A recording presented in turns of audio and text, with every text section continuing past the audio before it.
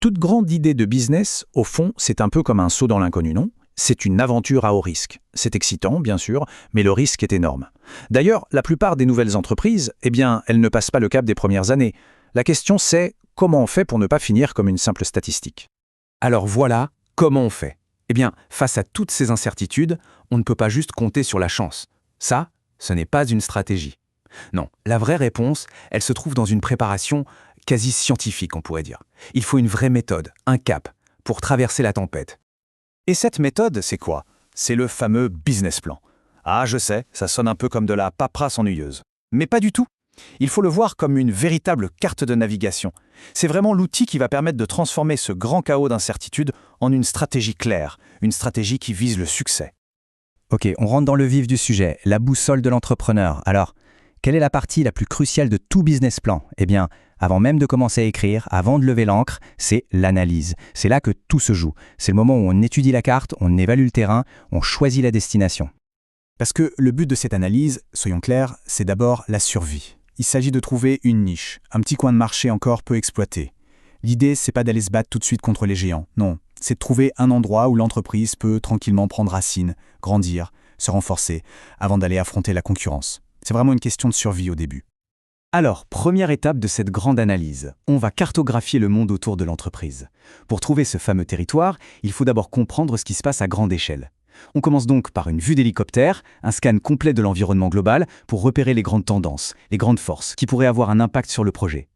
Voilà, l'analyse de l'environnement global, qu'est-ce que c'est? En fait, c'est un cadre qui aide à comprendre tous les facteurs externes, macro, qui peuvent influencer une entreprise. C'est une façon d'identifier les grands courants de fond. Par exemple, une nouvelle loi sur l'environnement, une crise économique, ou même un changement dans les habitudes des gens. Ce sont des vagues énormes qu'on ne peut pas arrêter. Mais, par contre, on peut apprendre à surfer dessus. Et pour ça, on se concentre sur 6 domaines clés. Le politique, l'économique, le social, le technologique, l'environnemental et le juridique. On se pose des questions simples. Est-ce qu'une nouvelle réglementation pourrait, par hasard, créer une opportunité? Est-ce qu'une innovation technologique est sur le point de tout changer? Chacun de ces points est une pièce du puzzle et il faut toutes les assembler. Bon, une fois qu'on a scanné l'horizon, on zoome. On passe à la deuxième analyse, le champ de bataille. Là, on regarde le paysage concurrentiel, notre secteur d'activité. Qui sont les autres joueurs? Quelles sont les règles du jeu? C'est là qu'on entre vraiment dans l'arène. Et pour analyser ce champ de bataille, il y a un outil super connu et très puissant, les 5 forces de porteurs. L'idée, c'est d'aller au-delà de la simple liste des concurrents directs. Il s'agit de comprendre toutes les pressions, toutes les forces qui s'exercent sur un secteur et qui vont définir s'il est attractif ou pas. Alors concrètement, quelles sont ces 5 forces? Il y a la menace des nouveaux entrants, le pouvoir de négociation des clients, la menace des produits de remplacement, le pouvoir de négociation des fournisseurs et bien sûr, la rivalité entre les concurrents qui sont déjà là. Prenons un exemple simple, ouvrir un café. La rivalité est super forte, c'est évident, mais la menace que de nouveaux cafés ouvrent l'est aussi parce que c'est assez facile de se lancer. Par contre, le pouvoir des fournisseurs de café est peut-être plus faible. Bref, cette analyse à 360 degrés nous montre où sont les vrais dangers et surtout où se cachent les opportunités.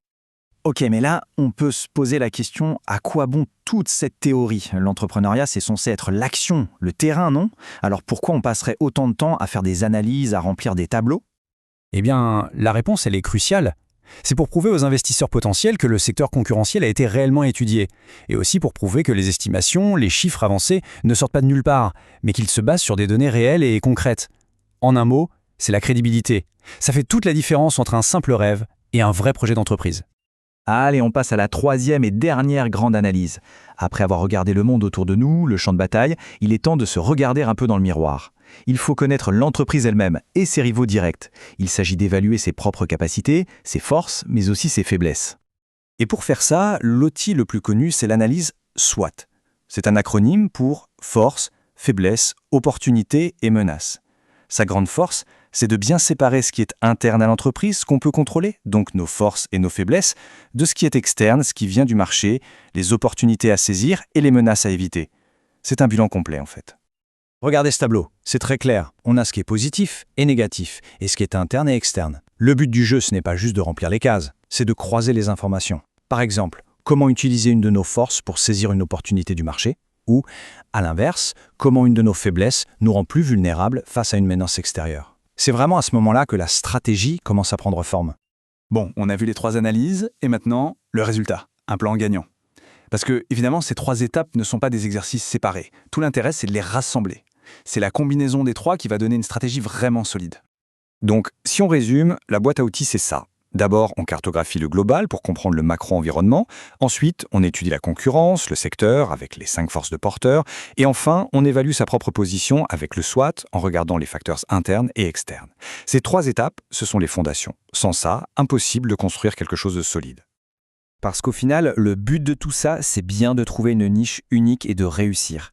C'est ce travail d'analyse qui peut paraître un peu fastidieux, qui transforme une bonne idée en une entreprise qui tient la route. C'est ce qui permet de trouver sa place, d'éviter les pièges et de mettre toutes les chances de son côté. Et ça nous amène à la question finale. Et son idée à soi, son projet, si on le passait au travers de ces 3 analyses, qu'est-ce que ça donnerait? Qu'est-ce que ça révélerait? C'est souvent ce premier pas, cet exercice de lucidité, qui est le vrai point de départ d'une future réussite.